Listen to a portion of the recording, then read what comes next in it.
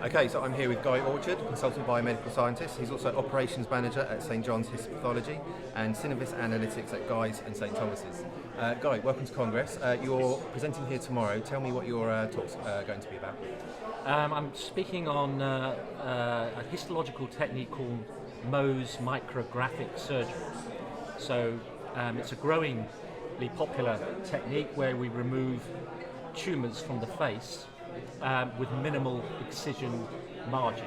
So the best way to describe it in cellular pathology terms is it's near patient testing, because they come in with cancer, we do the surgery on them on the day, and they go home without cancer at the end of it. And the success rate for this technique is 96 to 98%.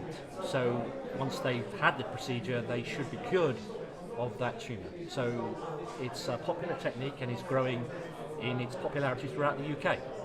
So why is it important for the biomedical science audience here to learn about that, do you think? Well, I've been doing Mohs for pretty well much 30 years now, and one thing that's apparent to me is, like every discipline in science that you study, it is evolving, and there is a need to look at how you can improve efficiencies by the practice, and that includes the laboratory procedures that you employ. How can you make it faster?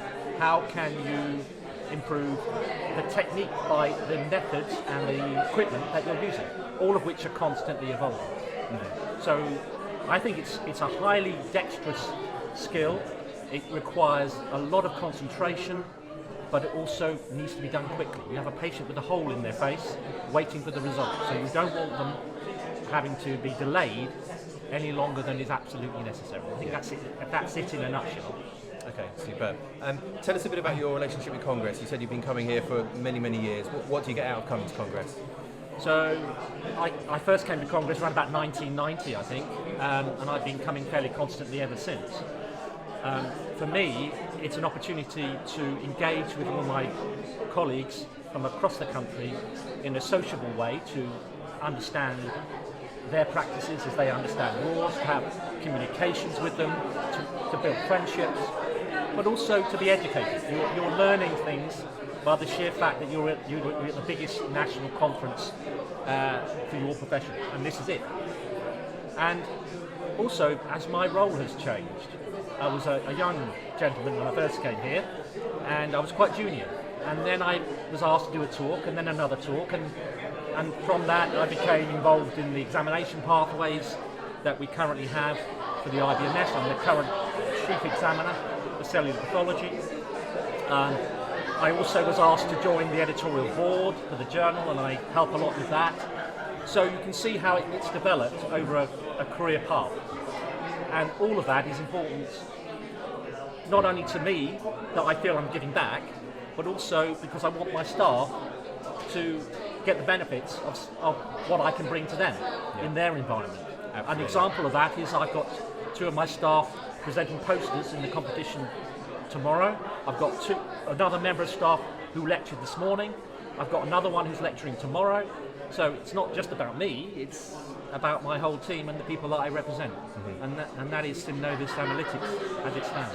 Excellent. With regard to Synnovis Analytics, it's a time of great change there. Can you tell us how that's going to be impacting you going forward? Yes, well, it's a very good question, and I wish I could answer that with great detail, but I can't at the moment. And the reason is that we're going through a transformation. It's just started and will go on probably for 3 to 6 more months, and the outcome of that will be the development of a hub and spoke model. However, as a specialism, which is where I am, there is a strong belief that should not be going into a hub and spoke situation. It should be close to the clinical practice, and I've been told that I will be moved to Guy's, and we will possibly be merged with another specialism, which is the head and neck pathology team, who equally as specialists as we are. So there's a lot of logic in that process. That's the ultimate goal. That's what I've been told will happen. When exactly, I don't quite know. It's a bit like moving cars. You have to move one, make a space to move another one, and we go on like that. So the timescale isn't quite fixed, but that's the plan. Okay, but lots of change to come. Guy, thank you very much for your time. Pleasure.